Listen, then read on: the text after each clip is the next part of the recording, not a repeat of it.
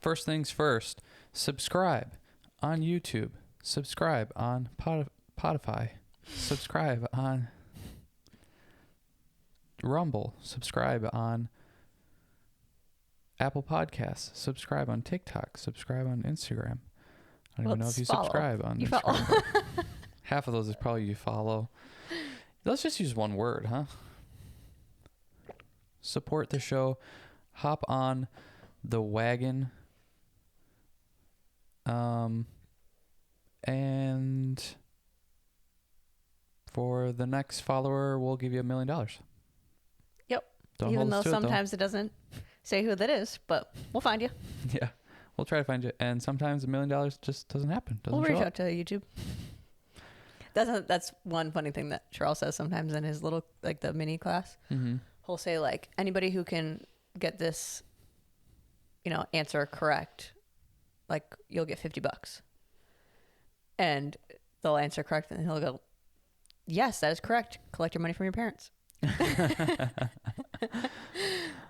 Your parents give you $50. Just so we're clear, I'm not giving anybody $1 million. We don't have $1 million. Here's a great question. Wow, you're really setting it up. When this podcast becomes the biggest podcast in the entire world, how will you be different? How would I be different if our podcast started, I don't know, getting popular at all?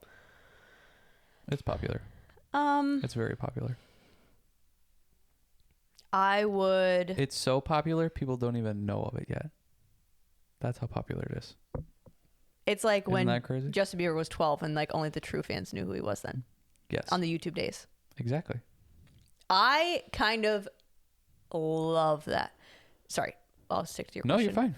No. This is a podcast. You roll off of the conversation. Yeah. You just gave me the launching pad to talk about Justin Bieber. Yeah.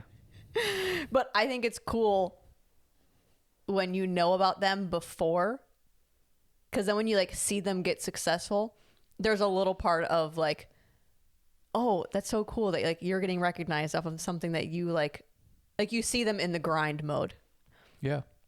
And we were talking, or I was telling you about how one of my friends grew up with Benson Boone, and he's kind of like popping off right now, or maybe probably has been, I don't know.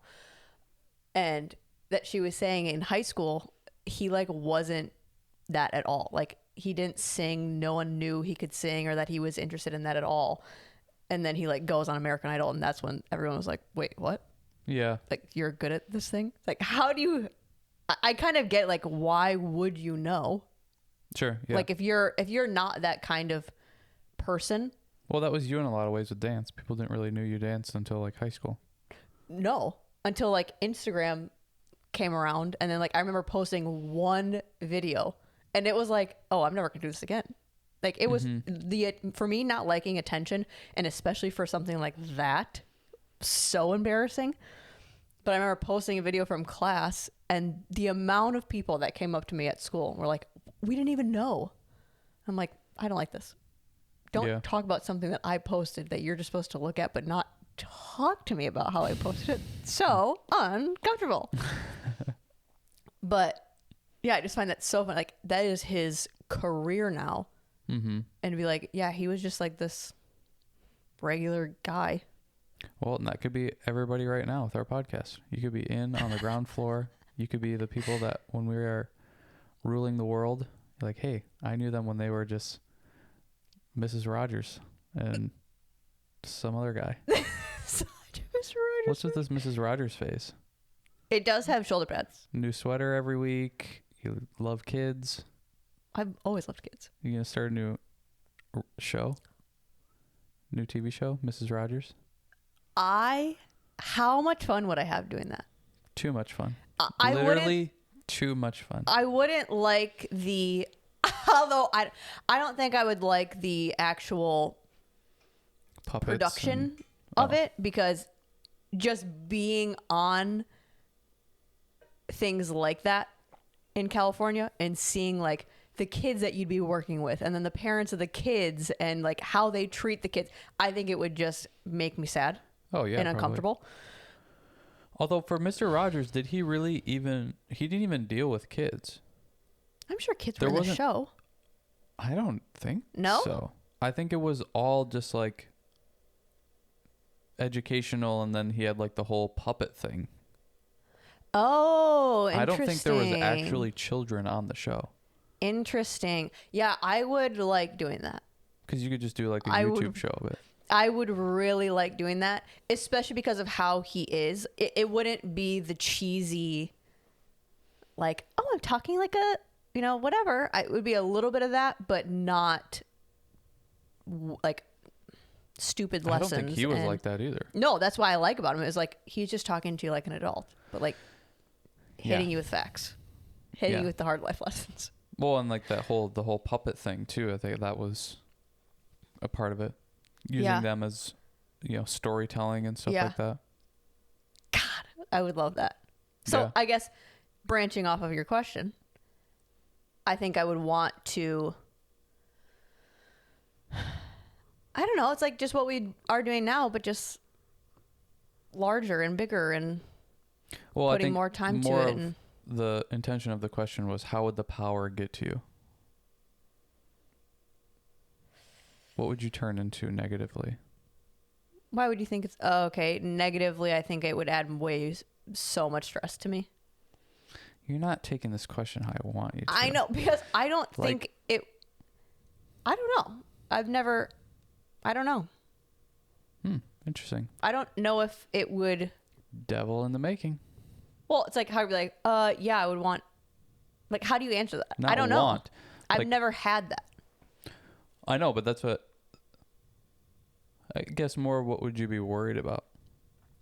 Are you saying Heavy lies the crown. Are you saying what would affect me as far as like a lot of people hearing me talk? Would it be the money? Would it be the I'm saying typically what happens with people who get money, know they're an publicity, influence? power, weird stuff starts to happen with those people. They start making bad decisions, bad choices. They get complexes, weird complexes. Like, what thing do you think you'd have to worry about or look out for yourself? I think it would be what I already have. Like, I already have that. Like, I already have those negative traits. I already have I think people should listen to me with some stuff. Like, some topics, I have that complex where I'm like, man, people don't know shit. Yep. So it's like, that's why we're doing it now, is we're Yeah. seeing how much people don't know and how much people complain about stuff and how much people like their lives are falling apart because, hey, fucking listen to people that are smarter than you and read things and educate yourself and look into like analyzing yourself and getting better. Like, that's to me is my whole idea of life. Yeah. Is just like strive to be better and strive to thrive. That's my motto. Starting now is strive to thrive. Mrs. Rogers, strive to thrive. Is like, that's what I want to be that's what I want to do for myself in my own life. That's what I want to try to be an example of and to be, we talked about in the last episode, like the essence. Like, I hope a part of my essence that is being pushed out into the world is, and pushed out in the world as in like my direct people that I see all the time and I work with. I hope that something that is emanating from me is trying to build to the best version that I can be. Well, yeah, but that's the positive thing. But that's the negative is I have the complex of, well, I'm doing it. Why wouldn't you do it? Yeah, well, and that initially, like, even that has a through line of you think you know it is right. Yeah. Yeah, I have the same problem. Yeah. To where I think that is, And that's where we suck together. yeah, that Because- is really where we're going to have to look out. Your idea is my idea. Like, we think also the same things. Yeah. So we're like promoting we are doubling down on each other's narratives. Yeah. What you think is what I think is you think. And now we both already thought that we were correct. Yep. And now we both think that. Now we're Double trouble. Yeah. Yeah, that's why I think I would have to look out for is just that constant reminder of like, hey, you don't know everything, you don't know anything. Just continue to like really question yourself and question those things, and don't get this complex of like you have every idea and every thought is correct and all that kind of stuff. Because like you could just, I mean, you can tell with people too as you watch them become, they get maybe a little bit more attention or get a little bit more like praise for like, wow, you've had some good ideas, or what you've said is true, or what you and then all of a sudden it's just like, oh, well, everything I say is good now. Now I'm a politician. Now I talk about politics all the time and I know everything. Or it's like, whoa, whoa, whoa, whoa, whoa. No way. I think for me though, I would hope, and only based off of what I think I have shown myself in very small avenues of this, of when I do start to create like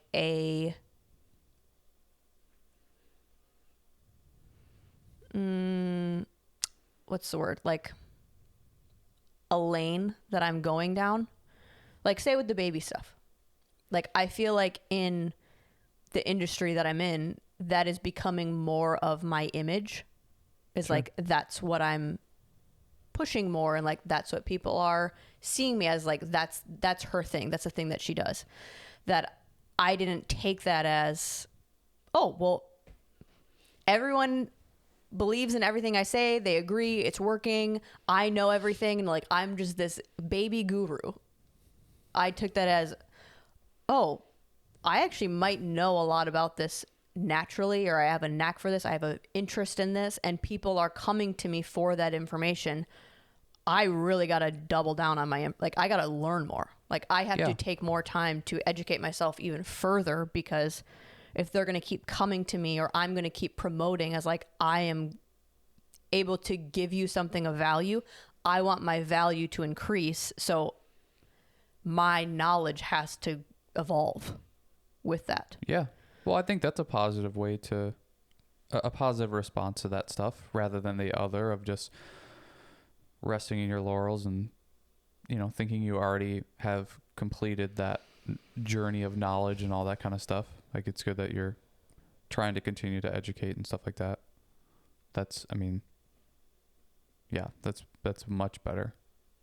Still, you have to look out for the complex of it. The complex, yeah, because that's dangerous. I don't think money will be an issue. I don't think money will be an issue. But what will be an issue is, for me, is the advertisements. When all these advertisements start coming our way, I'm going to have a real problem with advertising, because I don't believe any of your stupid fucking products. None of them work. And maybe that'll be part of the joke. It'll just be my sarcasm reading these lines of these advertisements. I mean, if you want to have money, that's kind of where it comes from. Yep. And I just burned all the bridges right there. If you could, like right now, who are like your top 3 people that you'd want to interview?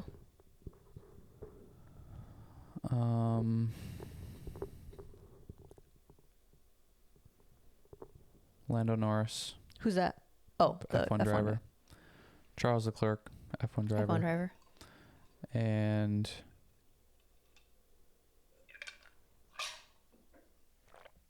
probably another F1 driver. Really? No, Toto Wolff. He was really cool watching him on the one. With Dax? Yeah. He was like a good conversationalist. Yeah. Yeah. That like was he'd cool be a good see. guy to like go to dinner with. Yeah. Yeah, he kept the conversation going, even though it doesn't seem like he does that stuff that often. But I don't know. He's also a part of that Netflix thing that maybe he's gotten practice of that. But seems level-headed, sure of himself, knows who he is, doesn't really have to hide. Sure. That sort of thing. Yeah. That's just right now, though. I mean, in a month it could be different people, but that's just what I'm interested in right now. What do you think about that? Do you think there'd be, you'd want to interview people? I think sparingly. I wouldn't want that to be the main thing. Like, I would want it to just remain us, because I also have that thing with just like the business, like running a business. Not saying that this is a business, but like I would do better in very close groups that I wouldn't want to have to rely on other people, and to have that be like, that's the benefit of having your own thing, is you can do it whenever you want and set it up however you want, that have to rely on like booking people and having them like have an interest in you to even come on. Like, it would just be this like selling, like I'm just trying to sell you me so that I could interview you. Oh, sure. Well, yeah, but I think some of that too is podcasts have gotten they've gotten much larger than what I think you need it to be. Like I just really love the Joe Rogan model of it's just like him and Jamie. Yeah. And I think he goes through like a booking thing too, which I'm sure because of the size that he's at, it's crazy the amount of people that are probably reaching out trying to get booked and stuff like that. But I don't know. My thought with this is always to try to keep it as bare bones as possible. I don't want to have employees and people to have like, I don't want people depending on me. Yeah, it just is messy, and like it's also not, it doesn't need to be that much work. Yeah. It really doesn't. And I don't know. I think there's people that also love it and they want it to be their entire life. And maybe that would switch for me at some point to where you would then need people. But like, as of right now, it's like, I don't even like doing this now. Right. So. Right. Keep watching. And that wouldn't change if more people watched, I don't think. No, I don't think so either. Like, you don't not like this because only 35 people watch. Yeah, right. You mean 35 people. Not only. True. Thank you, 35. Yeah. Yeah, the people that consistently watch, holy shit, we love you. The fact that you, like, listening to our episodes sometimes, or just like clip it, or like when I have to post the shorts, I would love to know how many people watch that don't know us. I think if you knew us, that's one thing, because I don't know, I think your ability to withstand maybe sometimes boring conversations or low energy is easier to do if you know the person. Yeah. Because you're just like, oh, that's just who they are. Yeah. But man, if you don't know us and you're listening. Speaking of boring, wow. This is right now. Yeah. What do you got in your docket? I have something if you want me to. Here we go. Change of pace. Okay. I was going to pull up my stuff, but. People, this could be quick. I think the one problem, there's only one problem in our world today, and this is the problem. We make a lot of excuses. Men and women. They didn't used to make excuses back in the day. Not as many. Now, they settled a lot. Sure. They settled a lot for situations, but you think about your grandpa with GM and having to move. There was no excuse. It was like, this is just what we're doing. This is what we have to do. Mm-hmm. And you go down and do it. Now it's like people don't even drive into work. Like the whole COVID thing and having to work from home, and now, okay, we're done with COVID, come back to work. It's like, but I don't want to drive. I don't want to. It's like, that's crazy. The excuses that we make nowadays is unbelievable. It's just an excuse for everything. Everything is an excuse all the time. That's what I think is cool when you hear, I mean, this is like my dream scenario as a parent, but like one of our families that we know that has a lot of kids, they're talking about like, you know, just like doing their schedule, and like one weekend, like they have this activity over here and the other two have this activity over here. And it's like, they both like, they're just like splitting up the parents so that they can all be at the kids' stuff. It's like, you're so willing to do that. That's rare like, now. I love that. Yeah. I love that. It's like all the opportunities that your kids are now getting because you're willing to just drive them there, or the ability to like take them there. And like, I mean, those kids are also like, are so above and beyond kids their age with like not only just like their ability, but their willingness and ability to learn, and like the way that they pick things up, and I don't know, their drive, like, and their effort, and it's crazy. But that's also parenting too. Like they're that way probably because of the parenting. But that to me is like, that's a part of it. It's like, because their parents are willing to go, hey, if you go for this, like, we're here to back you up. Right. Like, we will do those things. We will allow you to, and granted, that's also a financial thing, but most of the time it's not the financial thing. It's, you're giving your kids time. You're giving your kids your time. Yeah. And that is, to me, is so cool. I noticed it watching Yellowstone last night too, where she goes up and tells the kid like, hey, go clean this and go do this and blah, blah, blah. And he was just like, yes, ma'am, and goes and does it. I'm like, that does not happen anymore. Like, you know how many kids just fight over everything? Well, why do we have to do this? It's this negotiation all the time, or it's excuses. Well, I can't do this because of that and blah, blah, blah. And I'm like, seeing it in the show, I'm just like, this is not real life. Like, this is crazy. Like that. I mean, granted, I'm sure if you go to these areas where this ranching stuff's actually real and whatever, that is probably the way that it works there. But majority of society now, it's like the kids just rule the roost, and it's this excuse making and negotiation. Everything's a negotiation. It's like there's no more of the because I said so. Sure. You do what I say. Sure. Like you'll learn eventually, maybe, or you'll subconsciously learn the I don't know, life lessons of this or whatever it might be. But the excuse thing is just it's unreal. It's on an all-time high. And that's where, again, going back to the parents' willingness to do this, is it's the hidden gems that you're giving them with that.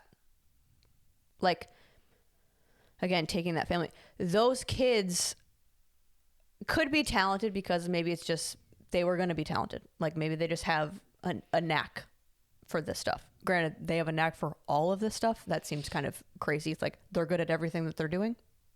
I don't know if that's just luck.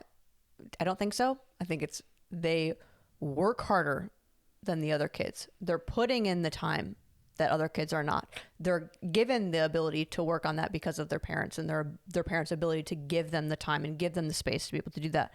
But okay, you could say, well, okay, who cares if the kids are getting good at something? It's like, do you realize the self-esteem that those kids are going to have, and their understanding of work ethic and time management and the self-proving ability that you're giving them? Because in so many of these avenues, they're seeing, if I put in the time and I put in the effort, these are the results that I get. Yeah. They're going to feel capable. They're going to feel responsible for, whatever outcomes that they try to pursue. I mean, even again, the excuses thing, like the amount of people that have no accountability over what is happening in their life. Everything is an excuse. Well, I didn't get that job promotion because of this, because of that. And it's never directed back towards themselves of taking responsibility of, well, I didn't do this. I could have done this better and whatever. And it's like, it starts with stuff like this and parents teaching kids that. And that's just not the case anymore. It's the kids can make up whatever excuses because the parents also make up excuses for their life and all this type of shit. Mm-hmm. And they don't take any accountability. They don't try to be responsible for their own actions and their own decision making. It's all an excuse all the time. Yeah. Yeah, the excuse thing. I think we see excuses as very like almost specific, or it has to be like very noticeable. But when you make that kind of definition broader, it's like you just notice, oh, everybody's making excuses all the time. And I think even the word justification is more like, even that people would say is more acceptable. Because like excuses seems naggy and like, oh, you're just like wimpy Mm-hmm. because like you're saying, oh, I couldn't do this because like a not productive reason, to where I think people are making it a productive thing. They're going like, this is why, and it actually makes more sense. Oh, sure. Yeah. Not just like, yeah, I was kind of lazy and because like I didn't get much sleep or Yeah. you know, whatever. It's like, no, it's actually better that I didn't do that because of this. Mm-hmm. Yeah. Yeah. I mean, you take the example of like, well, I couldn't go to the gym today because I worked an 8-hour shift and it was actually a hard day and it was long and I just didn't have the energy and whatever. And then the response for people is a lot of times like, oh yeah, I understand. And it's like, it's not for the person that is receiving that information or talking to be like, well, you should step up and be accountable. But No, I think if you're a parent, or you're talking to a like kid. talking to kids, then Yeah. potentially, depending Yeah. on the role you're in, like Yeah. if we're teachers, if you, but 100%, it's like, you're going to get that response. but it's just, that's not seen as an excuse really. That's seen as a justification and like, oh, it's actually okay that it happened this way because, you know, I was tired. And nobody wants to be like, well, so what? Everybody's tired all the time. It's like, you just were lazy. Mm-hmm. And then always like, well, it's actually probably better because I didn't get a lot of sleep. So the workout probably wouldn't have been good anyway and blah, blah, blah. But we're just excuse ridden. Yeah. It's just terrible. Well, and I think what we don't realize what's happening with that, and this has come up several times in work scenarios lately, where the bar is just becoming lower and lower. Oh my God, it's so low. Like last week, I had one of the students come and show me like, look, I've been working on this. And they like got better at this thing that I told them that like, you need to get better at this. This is a skill that like is in your dance and whatever. And you're the only one that doesn't know how to do it.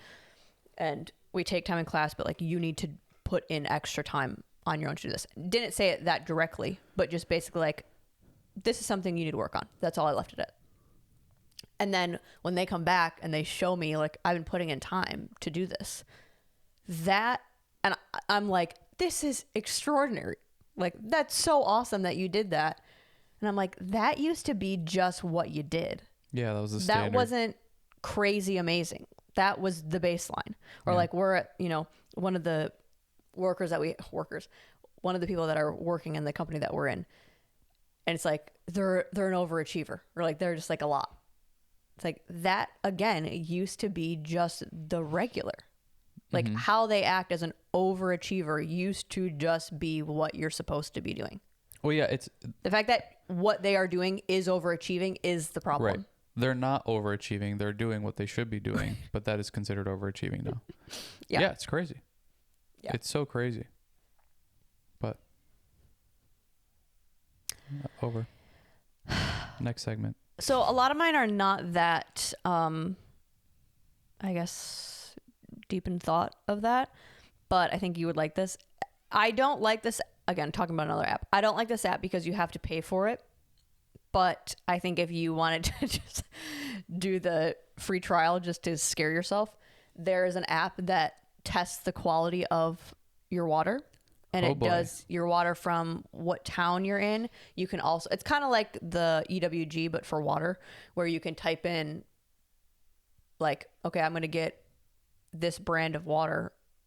What's the toxins in it and how bad is it?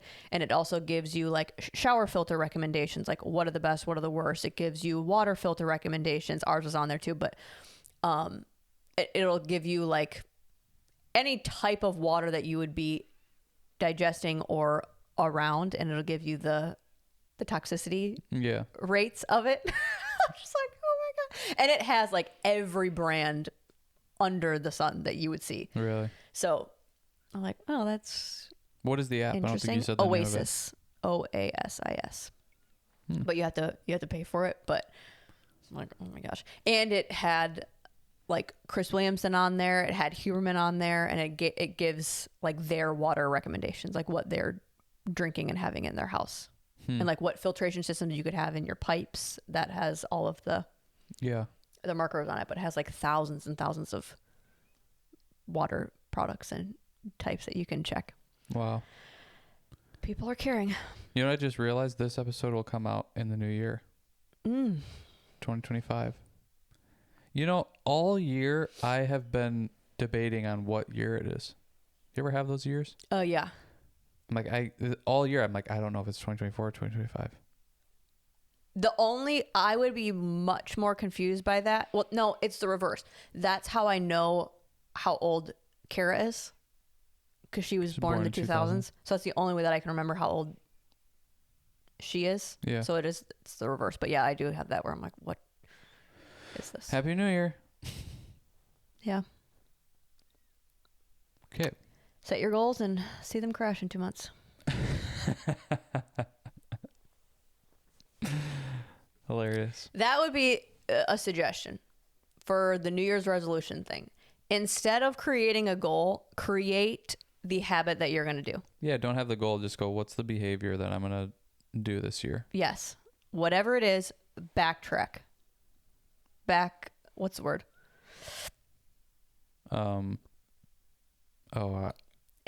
Yeah, there's a word for it. Oh. That's what you do with food. What's that word Yes! they call it with food? Deconstruct? Yes. No. Disassemble? Oh, wow. That's bothering me. Yeah. And it's bothering me because it's just... It's a good word for it. I know. It's a good word for it. Reverse the mechanics of how you're going to... Reverse mechanism system. Comment what it is, because there's no way to figure it out. Yeah. Reverse engineer. There you go. Yes, I was kind of close with my reverse engineer mechanism. What your goal is, and then go, what are the steps that I need to do to get to that? How can I create a timeline around it? How can I create the actual steps and routines for how I'm going to get there? Boom. Hopefully it is already 90% better than what you've been doing. Keep it simple. Keep it simple. What's something that you would want to get better at? Drinking and driving. I'm not very good at it. I should probably be better at it. Those jokes just make me tired. Like, it just takes all the energy out of me. Like, oh my God. My New Year's resolution is to look cooler smoking cigarettes. Again, energy is getting drained. That would be a cool. It's so not funny, and it's almost to the point of it's annoying that it's like I'm having to do more work to even respond to it. Don't respond. Maybe that's the point. Maybe you just ignore it and it'll go away. The reaction is what I'm looking for. Okay. So is that your way of telling me you don't want to answer the question as well? Probably. Okay. But moving on. Yeah, I don't know. I don't really think in that. I'm always kind of thinking about that, I guess. It doesn't have to be a new year for me to be like, okay, what do I want to get better at? Yeah. I'm always just like, well, what do I suck at all the time? I want to get better at podcasting. But that's always. Yeah, and we're kind of in that weird age gap where it's like there's not really anything that's also related to that either.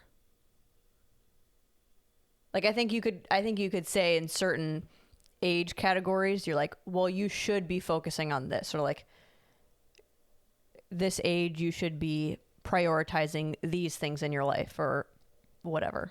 Yeah, and I just also don't see life like that as like yearly blocks and there's this like start and end to it. It's like when I wake up on January 1, it doesn't feel any different than the rest of 2024. You know, it's not this, I don't know. I just don't feel that like it's a different year. Oh my gosh. Like we talked about a million times. It's like when you turn 8 years old, you feel 8 years old now. Because like you're a kid. That's how your brain works. I'm not a kid anymore. It's like it's just another day. Same problems are still here. It's not like, oh, 2025, all the problems that I had before are gone. Now I gotta let's see what happens this year. It's not like you're replaying a game. Sure. Yeah. Because it's like every day is an option to do that. And you want to go into conspiracy. Why is this a thing? The Who's New Year's making resolution thing? Yeah, who's making money off of this? That's what I want to know. Gyms. Probably. But yeah, why is this? That is weird. The New Year's resolution thing. Like, where did this come about? Why did it start? And who's behind it all? Because that is a very weird way to think about life. Who started New Year's resolutions? What if it's an actual guy? Tom Resolution. Okay. Oh, sure. You like that joke. That was dumb. Yeah, I don't know. The other one's just like, that's always the case. Those kind of jokes always just... I know. It's not even that they make me mad. They make me mad because of how draining they are. I know what ones you like and what ones you don't. I would hope. You're hours and hours of listening to me and analyzing what works and what doesn't. It says the ancient Babylonians, those scumbags, are credited with starting the tradition of making New Year's resolutions over 4,000 years ago. What did they want? Like, I want to get better at... Created the New Year in mid-March during a 12-day religious festival called Akitu. During Akitu, the Babylonians would reaffirm their loyalty to the new king, pay debts to the gods, return borrowed objects, and make promises to be good in the coming year. They believed that keeping this resolution was religiously important and would help them start the new year with a clean slate and gain favor from the gods. Everything comes back to religion. Isn't that curious? New Year's resolution. Okay, so medieval knights would renew their vows to chivalry and knightly valor each new year. The Chinese New Year, people make resolutions by practicing rituals and traditions to ensure good luck in the new year. Some of them include giving red envelopes of money, holding reunion dinners with family, offering sacrifices to ancestors, going through and cleaning your house. Today, the trend to focus on self-improvement, such as improved fitness, improved finances, improved mental health, weight loss, and improved diet. So, gyms. Yeah. How interesting is that? That it used to be more a religious component and thing, and like, from what I heard from that, a lot of it being like, I'm going to renew my vows to be of service to God, basically. And now it's like, a service to myself. I want to get a six-pack. We're such fucking scumbags. Oh my God. How can it be better for me? Yeah. And it's all these like little bullshitty things. God, I want to have more money. Yeah. I want to be look a boss better rich and this be year. richer. God. We're annoying. None of it's like, I want to serve my community more. It's like, I want to get my fucking teeth fixed. It's like, God. Oh, you suck.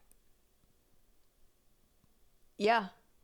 I mean, I love the idea of like a clean start. I like that idea because then it like you feel like you're not bringing past stuff into your new journey, and you could say like, because like when else do we get like a fresh start? Like it's almost like people create that with relationships or with jobs or with moving to a new location. That's like, oh, fresh start. I can start somewhere new because the old place that I lived had bad memories, or that job had shitty people that I couldn't grow with, or that person was holding me back, whatever. That you're almost scheduling like, I'm going to be different now. But yeah, you got to go back to what are the behaviors and what are the rituals of it. Yeah, I mean, the behaviors for sure. Yeah. You know what I'm going to do? You know what my New Year's resolution is going to be?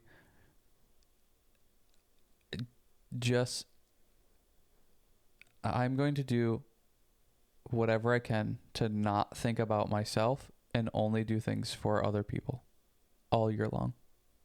That's good. So fuck all of you that want to get a six-pack. And I hope this ruins your resolution by me saying this.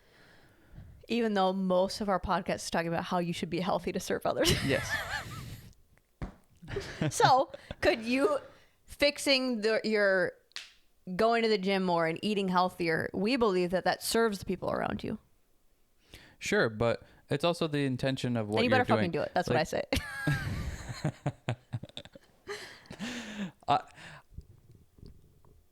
Hey, you're selfish if you don't get a six pack. How about that?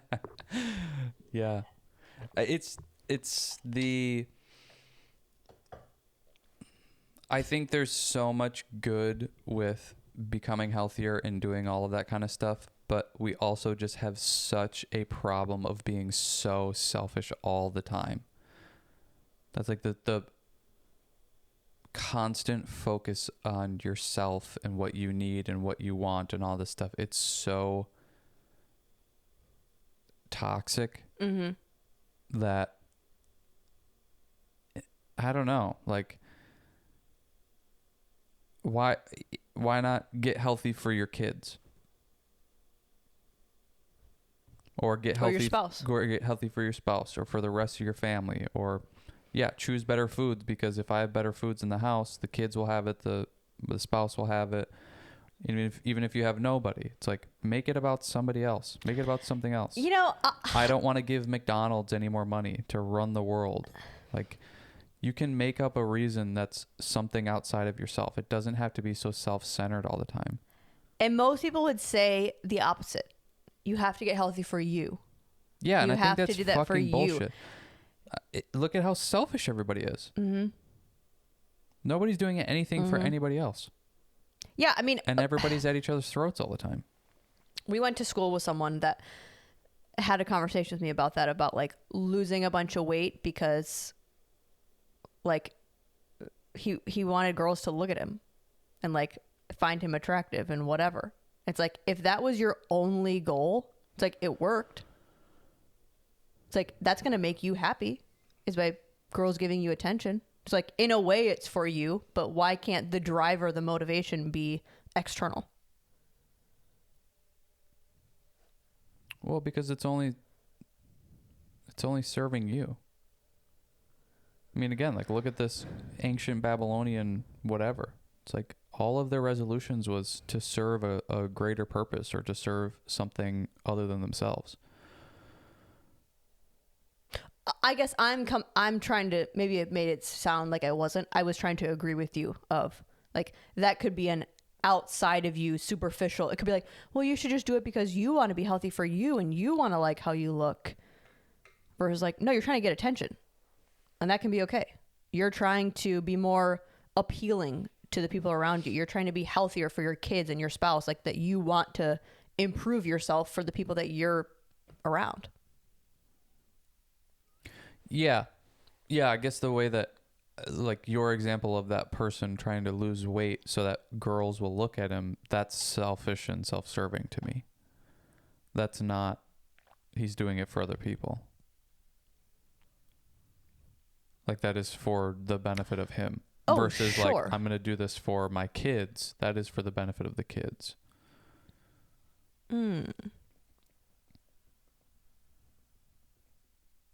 Yeah, got it. Agreed. I don't see that as selfless, I guess.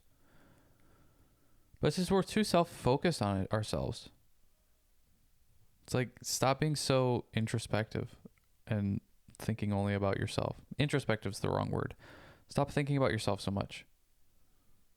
It's like, think about other people once in a while. What do they need? Why do you try to do that? Why do you try to live that way? Because I lived the other way for so long, and it's gross. No. I'm saying with health. Like, why? What is your reasoning for living like how we do? Or reasons? What's your point of it? Because it's... the goal or the hope is I live longer, better for longer, and that to me will help affect everything else. I can be there better and longer for my kids, for grandkids. I'm setting a good example for them to be able to live better for longer. For you, I guess. You're just so, in my view, you're so self-sufficient that it seems silly to be like, I'm doing it for you. It's like, you don't need it. But... well, that's not true. In order for our life to be this way, we both have to kind of do it. I mean, it doesn't have to be. It's much easier. It's much easier for me to be healthy and live this way because you are also that way. It's going to be much easier to raise our kids under those values if both of us are showing that. Yeah. Well, Granted, I think like you said, live longer, live better for longer. That's where I think the health, like you have to see yourself as a whole person because you could be a pain to be around and now you're just there longer. Oh, it's like, for you sure. also have to. Yeah. Well, this is only one marker or category in the whole thing of life. But it used to be just all for my own gain and benefit and whatever I want and all that sort of stuff. And it's not that it's not about that and it won't ever be about that. But I think the idea is to not self-obsess over it. About only yourself and only your, progress, whatever. Obviously, if I'm eating healthy, exercising, sleeping well, and whatever, that's going to be beneficial for me. And that's for sure part of the reason why I do it. But if you're only ever thinking about that, I think that's kind of detrimental and can be gross and whatever, because you're not thinking about how it's affecting anybody else or how it could affect anybody else and positively. And so then like your brain doesn't even go there. So when you're working out like a madman and you have to get your workouts in because you think it's so good for you and whatever, and then you're completely neglecting your kids because of it. It's like, well, you exercising isn't helping them because your frame of reference, your mind is not, it's not going towards something other than yourself. So I don't know. That's changed for me though. I mean, it's used to always be just about me. My whole life was just only about me ever. And now I'm just like, that's not working anymore. So, and I see everybody else doing the same thing. And I'm like, oh, I don't like that trait in you. They're like, well, I have that trait. Mm-hmm. It's like, oh, well, change it. That sucks. That's where I'm like, this New Year's resolution thing, I'm just going to go way opposite. Yeah, I like that. I think I'm doing it out of spite. Which is very on brand for you. Yeah, that's how my whole life operates. A very spiteful person. Yeah. I see the health stuff and living this way, as much as it is the value, a part of the value for me is the aesthetics and looking a certain way and holding value into how you look. I think it's like having comfortability in money. Like if you can, it's going to make every part of my life better, which means I can push more and achieve bigger because my baseline is stable. Like I would be able to give more time and more energy to the people that I'm around or future kids. I'm able to work more efficiently in my job, or I'm able to enjoy things more because I just have more available to me because I focus on that, I think. Yeah. Well, and I think in the whole mumbo jumbo of life, this is one category where if you have it somewhat figured out, you don't have to think about it as much anymore.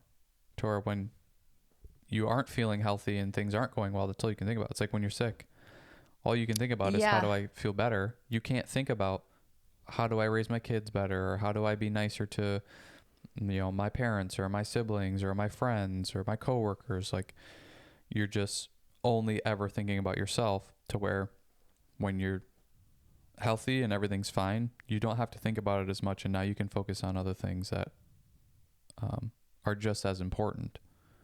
Yeah, because I think you do start to you notice it in little ways, but that are pretty constant.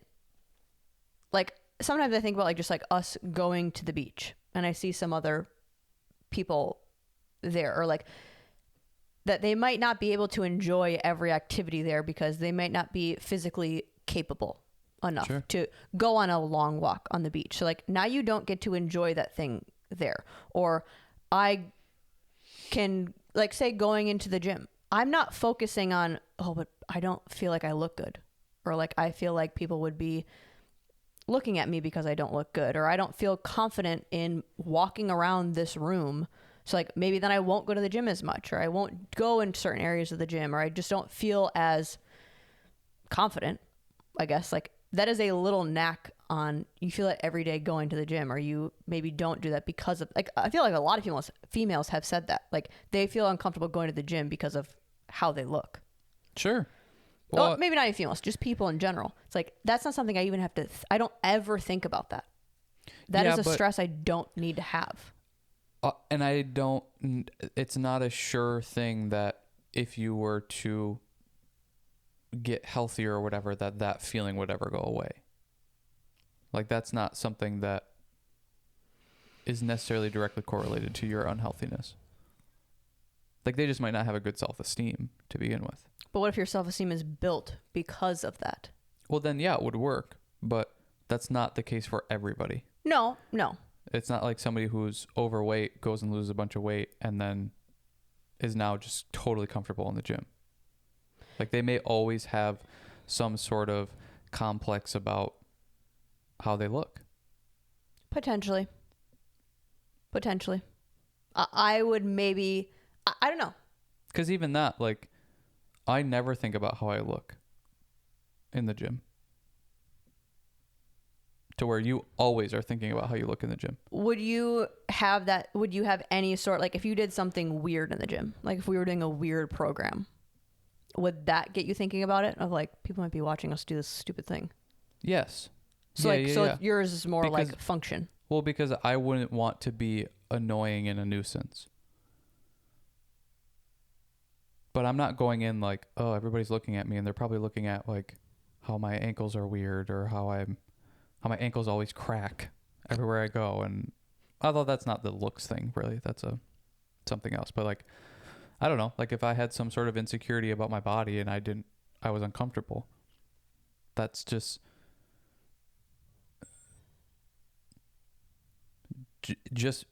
because if I were able to quote unquote solve that insecurity, like, oh, I feel like my chest is so small and everybody's looking at my chest all the time, and now I go and I get this big chest, I don't think now I won't have the insecurity. Not always. There's some people that will totally solve it and they're fine, but some people just have a complex of how they look all the time. Yes, I agree. I think they're always worried about how they look and whether it's good or bad. And yes, I agree. I think where I'm saying it might help is because my belief or my understanding of what I think confidence and self-esteem is you have to do actions to build that. I think some people are just born being super confident and they're just, whatever. They think everything they do is awesome. But I think you have to do actions to build your self-esteem, that working on your health and making that a priority in your life and then seeing it result in stuff. I think that is a self-esteem building action. Yeah, I agree. I think that's way more difficult than how you're spelling it out. I think these things happen in childhood and they're so impactful and they stay with you that I don't think just... Sure. All of a sudden now it's like I'm no longer overweight or I'm no longer the scrawny boy and I put some muscle on. Like you still have this complex of I was the small kid that was skin and bone and people picked on me for it. And that's always going to stay with me. Yeah. Maybe not always, but like by physically solving that problem, it doesn't always get rid of the mental, emotional complex that you have about it. Sure. Yeah. It's like you'll always be the skinny, scrawny boy. Yeah. Yeah. Okay. But if that's not a complex that was made as when you were a kid, maybe it was something that like when you got out of high school and you were no longer the hot girl and now you became overweight and now it's like, oh shoot, like I gotta lose this weight, and then you lose the weight, then maybe what you're saying is then solving the problem, because they didn't have this complex as a kid. It's something that happened later on in their development. But people tend to hang on to the insecurities that they had as a kid. Sure. Yeah, okay. I think it's more of an emotional work than a physical. But I totally agree that the action needs to be done. Yeah. And maybe that's just for me what I would say. Like for me, that builds my self-esteem of that I can control how I look. Like I have the ability to put effort into something and see a result and see rewards from that. That's the equation that works for you? Yeah. Do you have examples of like insecurities that you had that you've done to solve that? I mean, I think I value my looks very heavily. That the confidence that I have with how I look and being able to go to the beach and be in a swimsuit and feel awesome. Like, I think that is a luxury feeling. Sure, but that's not an insecurity that you had. That's a confidence that you had. But I think that confidence has been built because I've prioritized this. We're not on the same page. Okay. I don't know if it's worth going down. Yeah, I agree. Because, let's be honest, you're just not answering my questions now. I think I might just not be understanding your questions.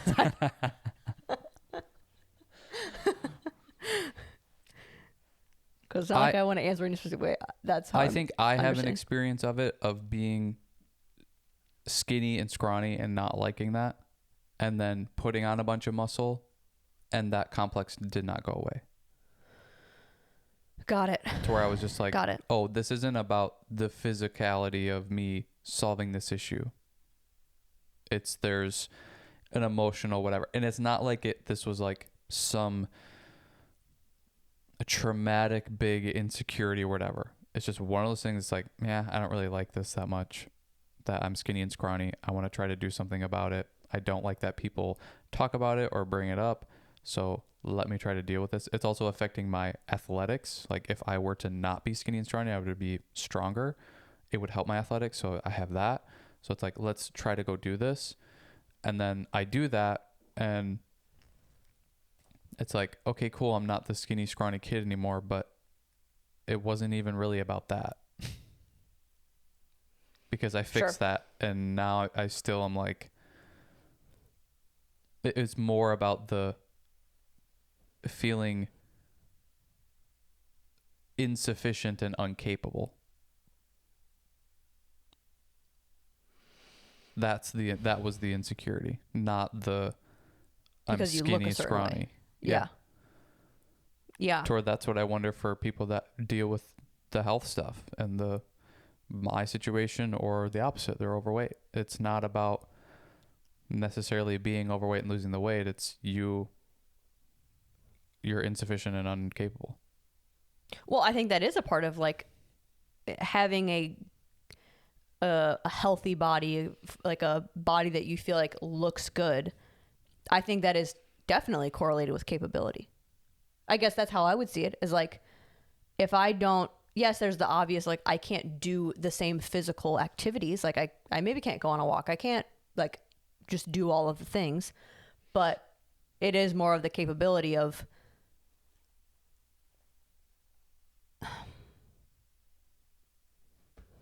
I don't know, like.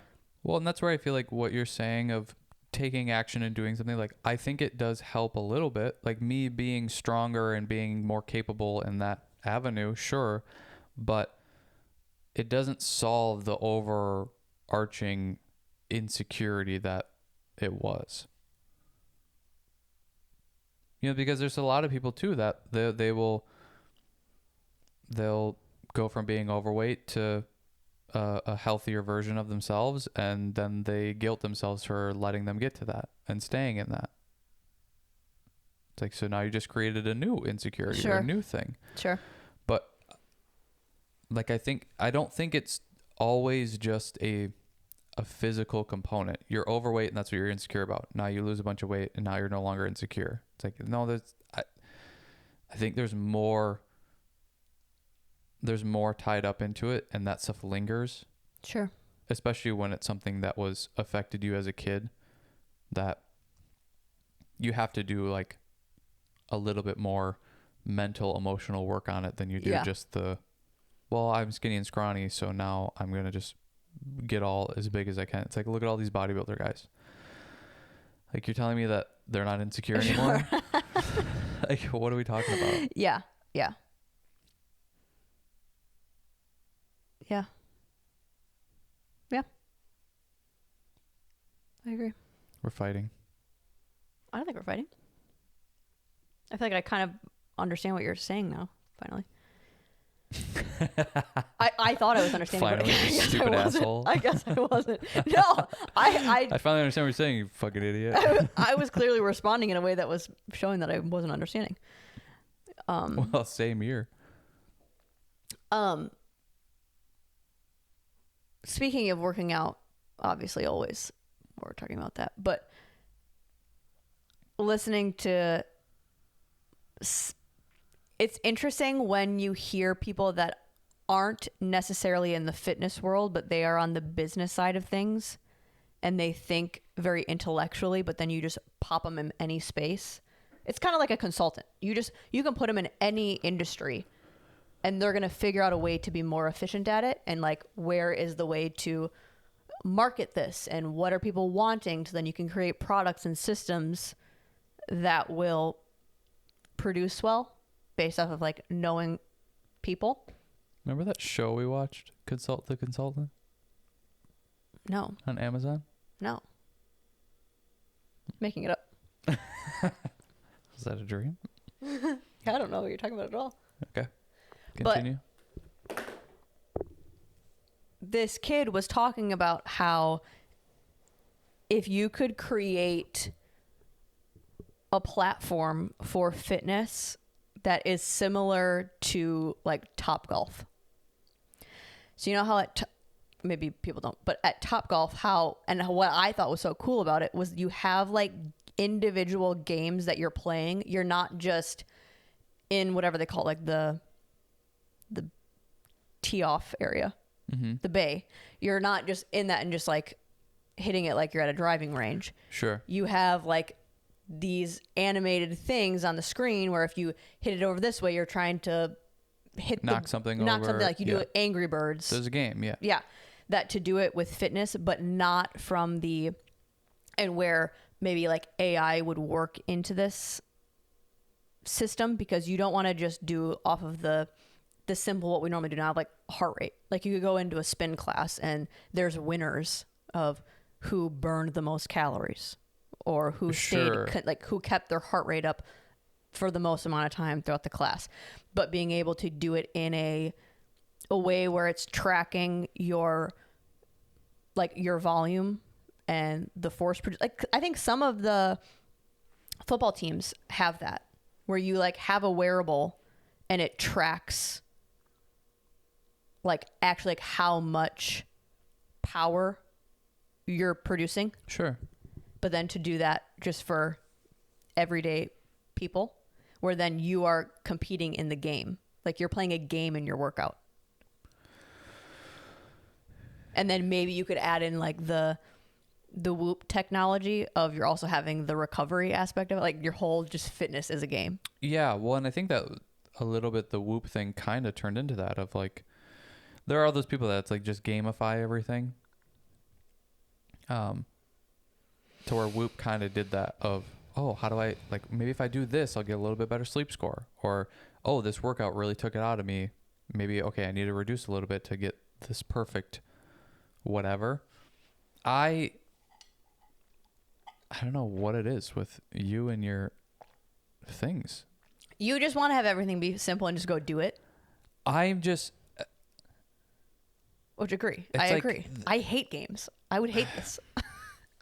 I love that you bring it up, because for people that are watching and listening, they can go, oh, I really love that and I want to do that and take that advice. I don't think it's capable, but well, I mean, you could even kind of just try to make it up yourself a little bit too. Sure. Potentially. I don't know.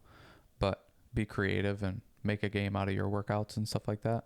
That's probably what CrossFit has done really well too. Sure. Because it's kind of a game. How can you get a better time than you did last last week or yesterday. You're able to actually compete against others somewhat. Right. The thing I don't like about this stuff is I think we have a serious problem of accountability and discipline, and this just continues to push it along. Of like, you need a distraction in order to go work out and to be healthy. It's like, what's the next thing? You're going to put VR goggles on and it looks like you're eating a donut, but you're actually just eating like a apple. That's hilarious. Just to trick you into thinking like, oh, an apple, or oh, a donut. This is amazing, but you're just eating an apple. It's like, I don't know. Anything that is going to help people in the long term and get them to continue to exercise and work out and do the right things and whatever, I'm all for. I just don't think that these little trickster games stuff is longevity wise going to do it.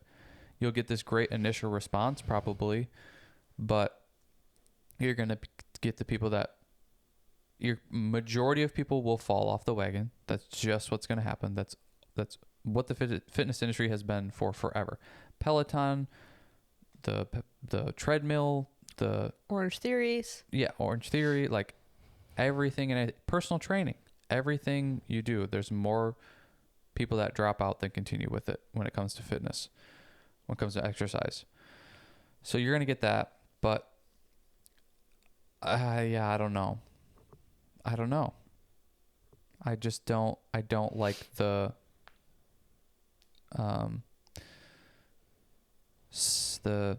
safety harness of it all, it seems like, or just like the helping you along thing. It's like, you just have to be disciplined. Yeah, I don't know. I think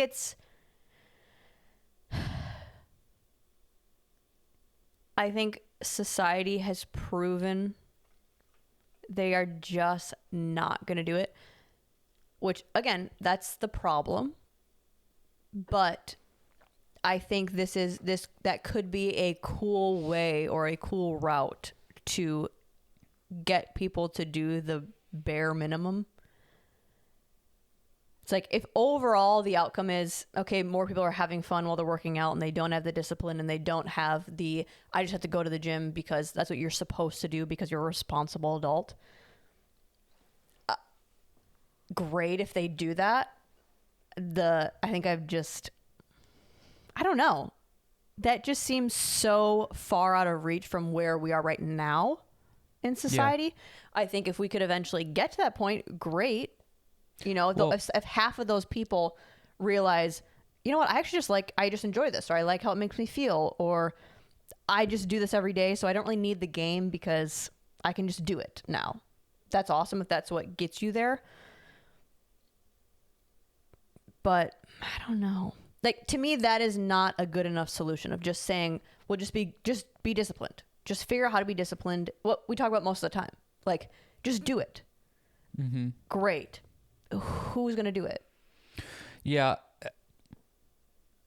I don't know. And maybe this is just where we're going to kind of always disagree about it. Because it is. Like, I get that I'm going from, they're starting at 0 and I want them to be at 10.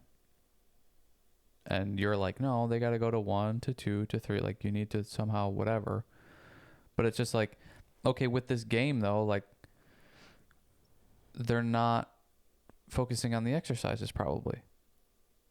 They're going to be exercising improperly. They're going to have bad form. They're going to be going too fast, or they're going to be going too slow, or they're going to do, like, this game would have to be so complex in order to actually get them to do the things correctly and what they should be doing and all that kind of stuff. And I just don't.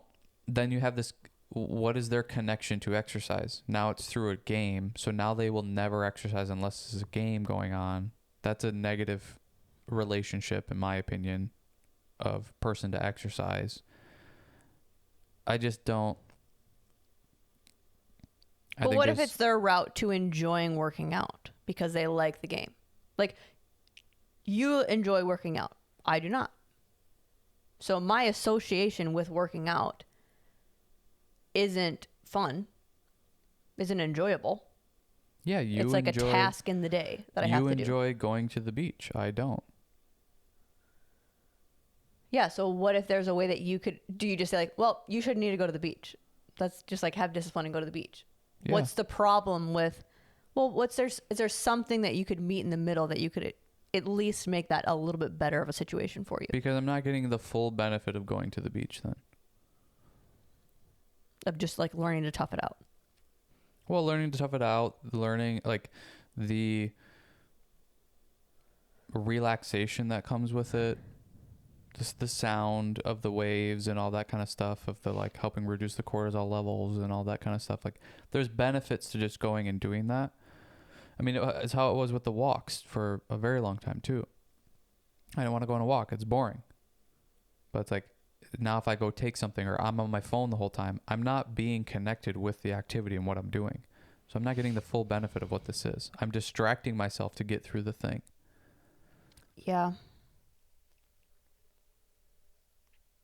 And I just don't think that that's the way. I don't think that's the way forward and how to get to that point.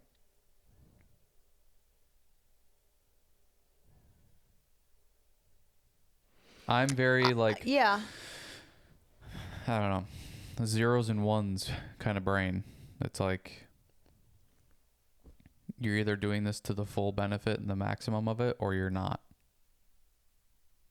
Because why am I gonna go in to do this workout that's it's a game, it's a shitty programmed, exercise routine. I can be lazy and suck on form, and I don't have to pick up that much weight and do that much, and like I can take so many shortcuts in this whole thing. What the hell's the point of even going? You're not going to get anything out of it anyways. See, and that's right. No, it's not that you're not going to get anything out of it. If you're still going to the gym, or you're still working out, like this thing, it would track your volume, the force, but like it wouldn't just be like, it maybe the rules are something like you have to be increasing your weight. You have to be having versatility in your workouts. You have to be following the program or whatever it is. Like there would have to be some sort of guidelines or rules with it to make it not just what we already have now of like you track the very basics. I think maybe where we're at coming at it in different ways. I think I would be coming at it with the idea of people of like, how do you get them to do anything? How do you like slow roll them into the same thing like with kids? You can't just say work hard. Like you have to teach them what working hard is. You have to teach them how to be disciplined. You have to teach them how to like, this is what respecting your craft or whatever you're doing is, and like how you show up accordingly. You have to teach them what those things look like and what they are. That I think your approach is your idea is the better idea. Yes, it is very black and white. You should just do it. You should be able to be disciplined. You should be able to show up. You should be able to do it simply because it's not that we're not confused if it's good for us or not. Mm-hmm. It's like, no, to be healthier is better. So realistically, you should just do it. But how do we get people to do it? Yeah, it's like on average, who is doing that? Me. Sure, you. Like, I don't know anyone else just doing it because they're supposed to. Well, I think a lot of people are doing it. I think most people are doing it because they're supposed to. Most people don't enjoy working out. To the black and white of what you're talking about, of like not just phoning it in. You're going in there with an intention, and you're like building progress, and you're doing it in the way that you're supposed to, without the distractions and without the boosts, and making it more fun. Like doing it very basic with no frills. Eating, working, like the whole scope of it. I don't know anyone that's doing that. Well, I think for some, in our personal, like that I can like know personally. Yeah. There's plenty of people that are doing that, but I don't really like this idea of the game thing because of having the experience of the Top Golf thing. That's not allowing, it's not, to me it's like that. It's like, well, if golfing was just the best thing for you, well, just do Top Golf because you can play a game and that gets you introduced to it and whatever. And about, it's like, but that doesn't teach you how to play golf the correct way. And it gives you a lot of, Well, that's true. it gives you a lot of like room for error in it of playing the games. I hit a ball and it stuffs off the ground and bounces weird and whatever, and on the screen it's like great shot and it just goes and hits a thing and whatever. Yeah. It's like you're now getting this large room for error of this game. So if it's something like that being put into what working out would be, and it's the same thing with the Peloton stuff or the whatever, where this just doesn't, like, people get addicted to Peloton now, and it's like, we look at the research and the data, this is not what is the healthiest for you. And this is where I maybe have a very skewed perspective. I'm going off of like, what does the data show and what do I need in order to have quality of life and live a long time? It's like, okay, I need to have this strength relative to my body. I need to have this VO2 max. Like, I need these things. So I'm going to work to be able to have those and then maybe even be a little bit better than those, if possible, if it's not completely draining the rest of my life. To where I don't get how this game is going to do it, or take the game thing out of it, how a lot of these workout programs and these new things that come up of Orange Theory, or Orange Theory is old, but Orange Theory and Peloton and the treadmill thing or Barry's this or Boot that. Camp. Yeah. That like, okay, but this isn't like backed by data and science. This is just a random ass workout. And it's like, okay, you're getting people to somewhat stick to it and continue to do it. But what is this person's goals? Because it's not probably in line with what their goals are or what is for the betterment of them. I have a very skewed perspective. I don't understand anymore. I don't understand like why people are trying to get to 4% body fat. I don't understand why people are trying to get bodybuilder size. Like I'm just so in the, how do I live as healthy and as long as possible? And as long as I'm staying within those metrics and I'm still able to kind of do different things and shape my body differently and whatever, that's great. But like, there's people that are like, I want to put on as much muscle as possible and be as big as possible. And great. But our conversations then, I have to like completely take away what I'm thinking of what you should do, because in my opinion, what you should be doing is quality of life and living as long as possible. Yeah, the balance. But the goals are not, the goals that this person has is not in line with that. Or if somebody's trying to get to 4% body fat or whatever, and we're having a conversation, it's like, that's just not what I think you should do. So it's hard for you to put your biases aside. Yeah, because I'm like, well, I don't know. Like, well, what do you want though? Because this isn't going to attribute it to you. Like, you're 280 pounds and you're like, well, if I get to 250, I'll be good. And it's like, well, statistically, no, you won't be good at 250. Like, you need to be much lower than that. So now what are we going to do? Like, we don't have the same belief. Yeah. Or the same goal in mind. So I think at least for people that listen to this, my point of view is always quality of life and longevity. How do you live as long as possible? I'm not giving you advice to like, you're 165 pounds. How do we get to 200?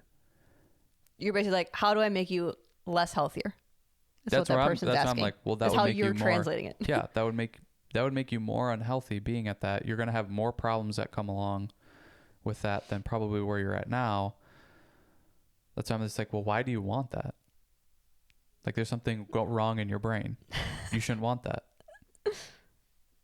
I think kind of branching off of, I don't know if it was in this. Yeah, I think it was in this episode where we talked about like the complex thing of we think we're right. Like we have changed a lot with what our stances are. Yeah. I think on things, which I don't know, maybe not changed our stances. I think even back in the day, like health was still at the more of the top of the list, but maybe not as much as just like what can we physically achieve. But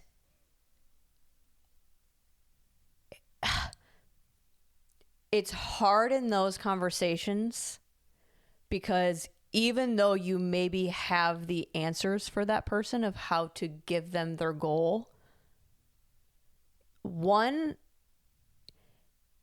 for me at least, I go through this filter of, but you're not going to do this. So like, sure, if you follow the protocol, but you haven't shown me in your life that you can follow this or that you would have the ability to like stay disciplined to do this. So one, like that's just kind of why are we talking about this? But then two, I think it's like if someone came to me with their kid, it's like, well, I want them to get like really good at this skill, or I want them to get better at this style of dance. And I'm like, they need to learn how to be in a class. Like their behavior needs to change. They need to show up on time. They need to be listening better in class. They need to like work hard. That needs to come first before they get better at something. So then it's like it messes with my integrity because we care about this so much, and not to sound like we care about it so it's hard for us, but I think we care about these topics so much that for me, it feels like I'm like teetering on my integrity with it then. Cause like, okay, I can give you that advice, or I can tell you how to do that. Maybe I don't know how to do that, but like, let's just say that I do. But if I know there are so many other issues that you need to fix first, because one, you're going to fail at that. So then I know you might not be more apt to try something else again, or you might quit working out and eating this way altogether because I know you should be fixing this first. That is where those conversations, and I'm like, oh, am I setting this person up to like almost like I knew better and I didn't tell you. That's what it feels like. Yeah, I think you're spot on with that. That's exactly how I feel about it. Yeah, because I feel like they're gonna get to, even if they were to do the things that you're saying and they were able to get to that point of what they wanted and using with what you suggested, my fear would be they would get to there and be like, okay, but now what should I do, like as far as living longer or whatever? And it's like, now it's just like, well, why didn't we do this to begin with? Like I don't even have the faith. I don't even consider that they'd get there. Few and far between that sure. happens, but that's my fear next is I have this belief that when we get older, we get wiser and we start to realize what is more important. And I think when it comes to the health and the fitness part of things, I think people become more and more realistic because of what they're actually able to do and what they actually are wanting. And that stuff starts to look like get on the ground with the grandkids and be able to just move and move freely and be able to walk get out on of bed the beach with no pain. Yeah, like doing kind of basic stuff, but a lot more advanced than probably what they saw their parents have to go through and that sort of thing. I think that's probably where a lot of it happens is people see their own parents go through the decline, and then they go, oh shit, I don't want to look like that, be like that, deal with that. And they don't realize they're 20 years past the point of where they should have been working on that. Yeah, I mean, obviously the earlier the better, but it's like you were wanting to, I don't know, do all these kind of not odd, but you were wanting to do all these like body goals or, you know, CrossFit goals or Peloton goals and all this random stuff, to where you should have just been focusing on these other basic things. And that's where I'm like, you're probably going to get to this point where you go, oh, I wish I would have just done this stuff. So I'm trying to just go like, this is what you're going to want in the future. Trust me, I know. I'm 27 years old. So do this. But it's like, you know, it's hard. People want what they want right now or what's interesting to them now. And I don't know. Yeah, but that's exactly how I feel. Is my integrity has a hard time with that, because I'm like, it is so difficult for people just to exercise. And now you're talking to me about exercising, but for this goal that like future you is probably not going to care about. And I have to try to, you know, help you with that goal. Sure. That really plays a toll on my integrity. Because I'm like, if you're going to do anything, this is what it should be. Like, you don't even do anything, and now you're talking about doing something. We should be doing this, but your goals want to be way over here.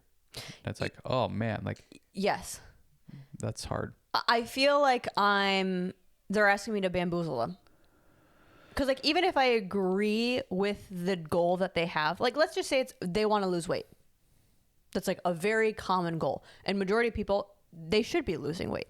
So say it's like, okay, 74% of the population is overweight. I agree that you should be losing weight. We're on the same page of what your goal should be.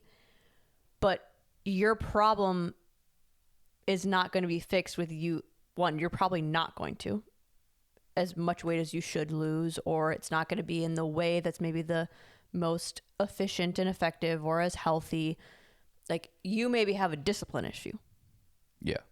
And most people have that. From an outsider perspective of someone, and I'm not trying to say like, oh, we're so good at this, or like we know more than people. When you work with people in that industry, and then you also work with like teaching and working with, like, my brain is, I need to analyze you as quickly as possible and figure out your faults so that I know how to help you. That's just my job. So when you do that with every person that you come across, yeah, then you're going, no, you have a discipline issue, and you also have that in every part of your life. It's not just in the gym. Maybe it's you at work. Maybe it's you in your relationships. Maybe it's how you take care of your house. Maybe it's how you take care of your kids, or how, you know, whatever.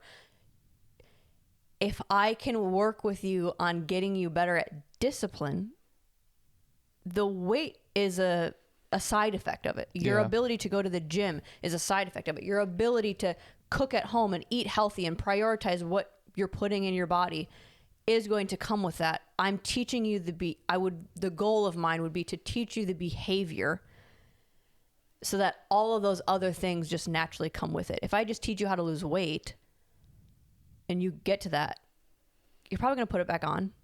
First of all, because you don't have the discipline of how did you get there, and you don't have the why. You don't have the understanding of the full picture.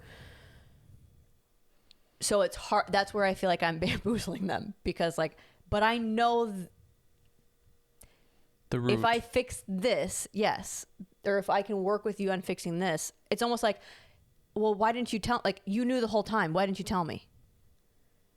Because people can't handle that sort of confrontation. I know. That's the trickier part, it's like, what are you going to say? I guess. You're not disciplined in your whole life. It's like, people can't handle that. Yeah. And I think a lot of the times it's like, it's not your responsibility to tell them or to show them that. No, it's just hard when you're trying to help and they're asking for help. Yeah. Yeah. Yeah. Well, through training people, it's like, I had people like that it's just couldn't keep them at the gym, couldn't keep them going. And then you have the people that they're like, there. you're paying me for this advice. Yeah. But then you have the people that they do come and they are there all the time, but their issue's different. It's not a discipline thing. It's now a, like, they want this body goal, and you're like, well, this just isn't really how it works. It's like, I want small arms, a big ass, tight waist, and, you know, it's kind of broad shoulders, but maybe not too broad. And it's like, dude, I'm not AI. Like, I can't do that. I'm not a plastic surgeon. Yeah, I'm not a plastic surgeon, exactly. But, you know, so there's people just coming with some unrealistic stuff. And then I think there's people that come in with, like, they have the discipline, they're there every week, but then they just have this self-esteem issue. And it's like they just don't, whatever they do ever, they will never be complete with it. The fitness stuff, the health stuff it's a tricky thing, but like everything, it's simple but not easy. That's really a lot of our problems and goals is it's simple but not easy. Like you just, I don't know. Discipline is the number one thing though. It's the number one thing that people are struggling with when it comes to going to the gym and health, all the health stuff. It's the number one thing. And I think that's why I harp on it so much. It's like, we can fancy it up and dress it up as all these other things, but what it comes down to is, are you doing the stuff that you're supposed to be doing or not? And 74% of the population is not doing it. Mm-hmm. And that's just the numbers, and those are just the facts. So we can come up with all these games and different exercise programs and things and whatever, but what it really comes down to is people are just not doing it. Yeah, and I mean, discipline is like the ultimate controlling your emotions and logic together. Yes. It's like it's like even in a conversation with someone, like, do you have the discipline to be able to respond with your integrity and with your emotions in check and with professionalism, if that's the case? Like, do you have the ability to go, this is what I want to produce, this is what I want to show up as, this is how I want to move the needle or like stay consistent with this? It's your ability to be able to have an objective and complete it. Yeah, and we've totally lost that because we make excuses. Circling back. Circle. Okay. Now that we ended on an angry note. Now that we fired you up. You're great. You're wonderful. You're doing amazing. Yeah. See, Merry Christmas. It's New Year's. Happy New Year's. It's like February by the time this comes out. No. At this point, we would have gone to the beach and watched fireworks. Yep. Perks of living in Florida in the wintertime. Okay, see you later.